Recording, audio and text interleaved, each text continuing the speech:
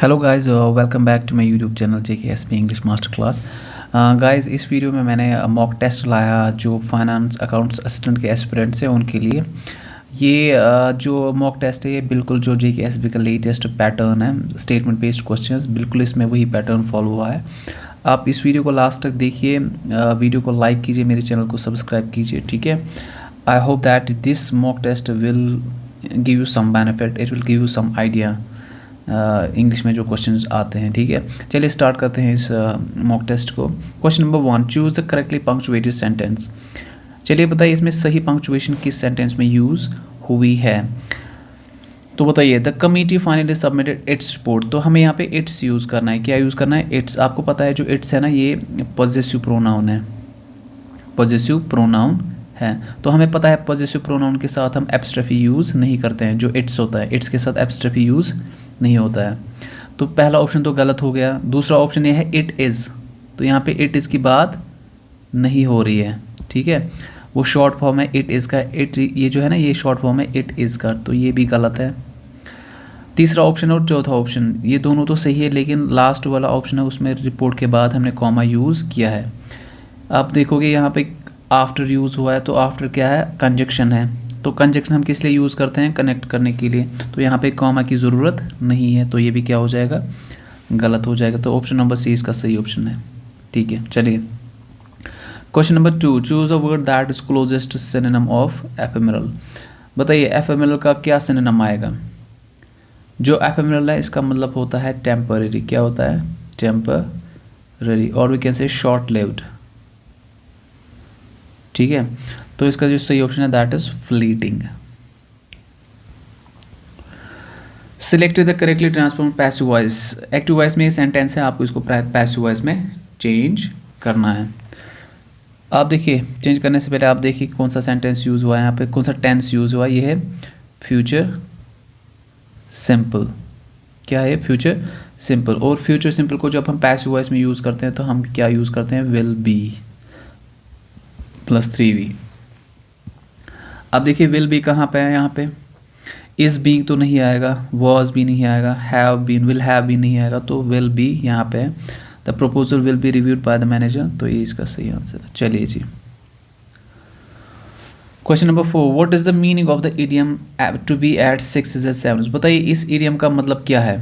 To be at 6 and 7, बताइए। Option है आपके पास A, B, C and D। तो जो इसका सही ऑप्शन है that to be at 6 and 7 means to be confused, confusion में होना, ठीक है, या disorder, disagreement, we can say that. तो इसका सही ऑप्शन है to be in a state of complete confusion और डिसएग्रीमेंट, ठीक है। चलिए जी, question number 5, identify the type of underlined clause in the sentence below. देखिए जो यहाँ पे अंडरलाइंड क्लॉज है, आपको बताना है ये कौन सा क्लॉज है। इंडिपेंडेंट है, नाउन है, एडजेक्टिव है, या एडवर्ब क्लॉज है? बताइए ऑप्शन A, B, C और D। तो गाइज आप देखो, the professor explained the theory after the students. आप देखो यहाँ पे आफ्टर कंजक्शन यूज़ हुआ है। आपको पता है आफ्टर जो कंजक्शन है ये क्या दिखाता है? इट शोज टाइम, ठीक है। The professor explain the theory, the explained what theory, the professor explained theory after what time? After the students। तो यहाँ पे टाइम मेंशन हुआ है, तो टाइम यहाँ पे एडवर्बियल ऑफ टाइम यूज़ हुआ है। क्या यूज़ हुआ है? Adverbial of time. तो इसका जो सही ऑप्शन होगा दैट इज एडवर्ब। तो ये कौन सा क्लॉज है? एडवर्ब ऑफ टाइम क्लॉज है। चलिए जी, question number 6, choose the correct indirect speech. He said if I were rich I would buy that car। चलिए इसको करिए चेंज, किस में? डायरेक्ट इनडायरेक्ट स्पीच में इसको चेंज कीजिए। If I were rich I would buy a car. देखिए जब भी इस तरह के सेंटेंस होंगे ना, वर, इफ़ आई वर रिच, इसमें वर ही रहता है, ये चेंज नहीं होता है, ठीक है। If I were rich I would, और वुड भी चेंज नहीं होगा। अगर विल होता तो विल वुड में चेंज हो जाता, लेकिन यहाँ पे वुड ही है तो ये वुड ही वापस आएगा। तो खाली यहाँ पे आई प्रोनाउन चेंज हो जाएगा ही में, और ये भी ही में चेंज हो जाएगा। अब देखिए, he said that if you were rich he would by that car, तो ये तो सही है। इफ़ ही हैड बीन, यहाँ पे हैड बीन यूज़ हुआ है तो ये तो गलत हो गया। इफ़ ही वॉज, ये भी गलत है। If he were rich he would have, यहाँ पे वुड हैव यूज़ हुआ है तो ये भी गलत हो जाएगा। तो चलिए इसका सही ऑप्शन क्या होगा, option number A. Question number 7, a doctor and a nurse were discussing a patient. The doctor said that the patient needs to see dash psychiatrist immediately. The nurse replied, but there's no psychiatrist in this small town. Should we call the general hospital in the city? अब देखिए ये जो यहाँ पे statement use किया गया है, यहाँ पे एक फिल इन द ब्लैंक है। आप देखिए इस फिल इन द ब्लैंक में हमें सही आर्टिकल यूज़ करना है। एज पर द स्टेटमेंट बताइए कौन सा आर्टिकल सही है, अ एंड द और no article. The patient need to see the psychiatrist and psychiatrist, a psychiatrist, तो इसका सही ऑप्शन है दैट इज़ अ। वाई?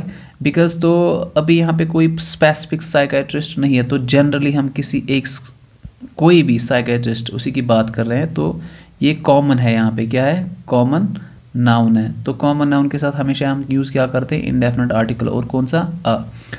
ठीक है, तो इसमें कॉन्सोनेंट साउंड है तो इसीलिए अ लगाएंगे, तो इसका सही ऑप्शन हो जाएगा। चलिए,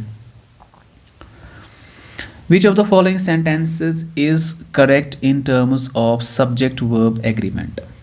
अब देखिए यहाँ पे 4 ऑप्शन है, आप देखिए कौन सा सब्जेक्ट वर्ब एग्रीमेंट सही यूज़ हुआ है। यहाँ पे आपको पता है सब्जेक्ट वर्ब एग्रीमेंट क्या होता है। सब्जेक्ट का मतलब होता है नाउन, यानी नाउन के साथ सही वर्ब यूज़ होना चाहिए। और यहाँ पे किसकी बात हो रही है, नीदर नॉर की। किसकी, नीदर नॉर की। मैं आपको बताऊंगा जब भी नीदर नॉर आएगा आपको याद रखना है, नीदर नॉर में जो लास्ट वाला सब्जेक्ट होता है, लास्ट वाला, आप देखो यहाँ पे पहला सब्जेक्ट हो गया चेयरपर्सन और मेंबर्स हो गया लास्ट।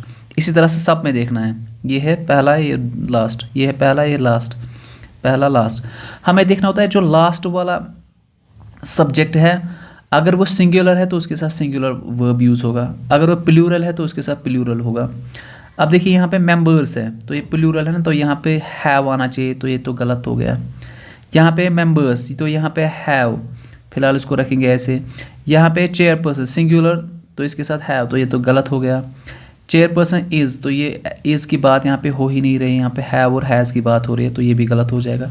तो इसका जो सही ऑप्शन है दैट इज़ नीदर। देखो neither the chairperson nor the members, तो अब यहाँ पे मेंबर्स है ना, मेंबर्स हैव रीच्ड, क्योंकि नीदर नॉर में जो लास्ट वाला सब्जेक्ट आता है उसी के हिसाब से हमें लगाना होता है वर्ब, तो यहाँ पे हैव यूज़ होगा और plus third form of verb. So this is the correct option.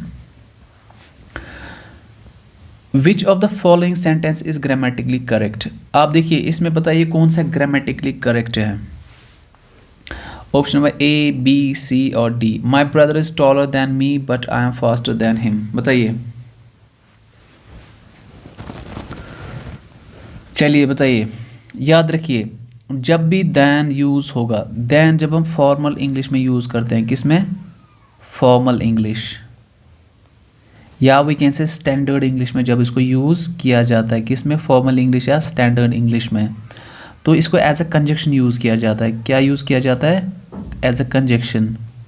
As a preposition इसको यूज़ नहीं किया जाता बट एज अ कंजक्शन। और जब भी हम इसको एज अ कंजक्शन यूज़ करेंगे इसके बाद हमेशा क्या यूज़ होता है, सब्जेक्टिव प्रोनाउन। क्या यूज़ होता है, सब्जेक्टिव प्रोनाउन।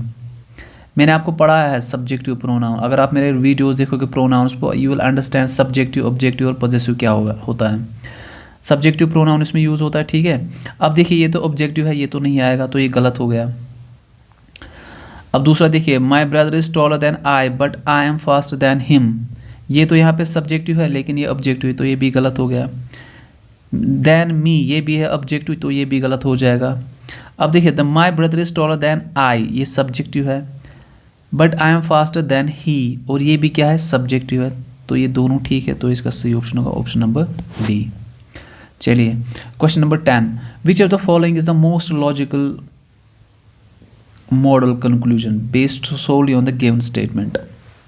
देखिए यहाँ पे 4 सेंटेंसेस हैं, यहाँ पे आपको देखना है किस में सही लॉजिकल बेस्ड कंक्लूजन यूज़ किया गया, model based conclusion.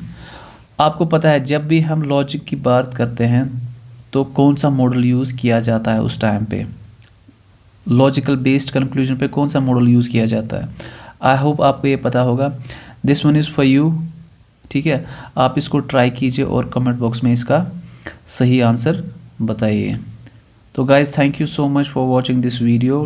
Take care, but before leaving this, please do subscribe my channel and like this video. Thank you so much. Take care. God bless you.